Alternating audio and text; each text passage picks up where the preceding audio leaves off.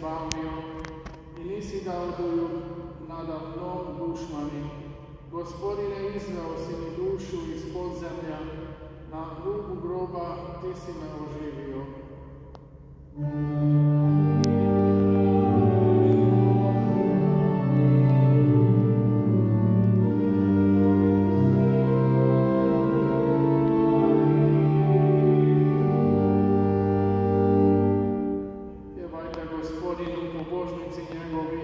Zahvaljujte svetom imenu njegovu, jer samo za tren traje srčva njegova, a cijel život dobrota njegova. Večer donese suze, a jutro klicanje.